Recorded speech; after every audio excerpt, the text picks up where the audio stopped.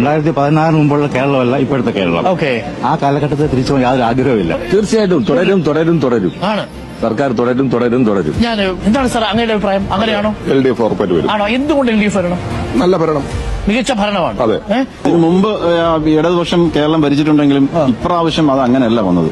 വളരെയധികം മാറ്റങ്ങൾ വരുത്തിക്കൊണ്ടാണ് ഈ ഗവൺമെന്റ് മുമ്പോട്ട് വന്നിട്ടുള്ളത്. വളരെയധികം നല്ല രീതിയിലുള്ള കാഴ്ചകളാണ്. എല്ലാ ലോക്കൽ കമ്മിറ്റി അംഗമാണോ? ഒന്നുമില്ല, ഞാൻ നിഷ്പക്ഷമാണ്.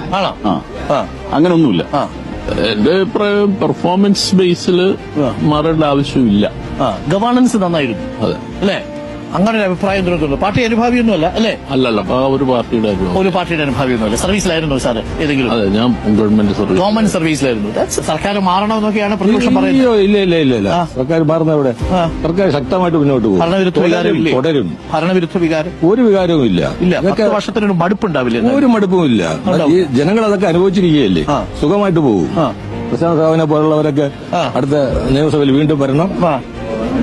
പിണറായി സഹാവിന് ശക്തമായിട്ടൊരു പിന്തുണ ആണോ? പിന്നെ തീർച്ചയായും. പക്ഷെ പ്രതിപക്ഷം പറയുന്നു അല്ല, മികച്ച ഭരണമല്ല, ഇങ്ങനെയൊന്നും അല്ല കേരളം പോകേണ്ടതെന്ന് പറയുന്നു. അവർക്കൊരു നിയോ കേരളം എന്നൊരു പദ്ധതിയുണ്ട്. KSRTCയിൽ സ്ത്രീകൾക്ക് സൗജന്യ യാത്ര വരുന്നു, 3000 പെൻഷൻ ആവുന്നു.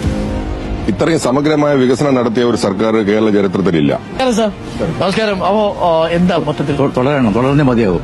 ഇപ്പൊ VD സതീശനോ രമേശ് ചെന്നിത്തലയോ ഒക്കെ വരുന്നതാണോ? ഒരു ചാൻസ് എടുക്കാൻ ഉള്ള ഇതില്ല നമുക്ക്. റിസ്ക് എടുക്കാൻ പറ്റില്ല. റിസ്ക് എടുക്കാൻ പറ്റില്ല, ഒട്ടും പറ്റില്ല അല്ലേ? കേരളം ഒരു നിർണായക ഘട്ടത്തിലാണ്. റിസ്ക് എടുക്കാൻ പറ്റില്ല എന്നുള്ളതാണ് not the point. That's important. അപ്പൊ റിസ്ക് എടുക്കാൻ പറ്റില്ല എന്നുള്ള നിലപാടാണോ? LDF തുടരണോ? എന്താ അങ്ങനെ പറയാനായിട്ട്? അല്ല, ഒരുപാട് ജനക്ഷേമപരമായിട്ടുള്ള ഒരുപാട് കാര്യങ്ങൾ അവർ ചെയ്തിട്ടുണ്ടല്ലോ. ഈ സർക്കാർ തന്നെ ഇരിക്കണം. അതെന്താ അങ്ങനെ?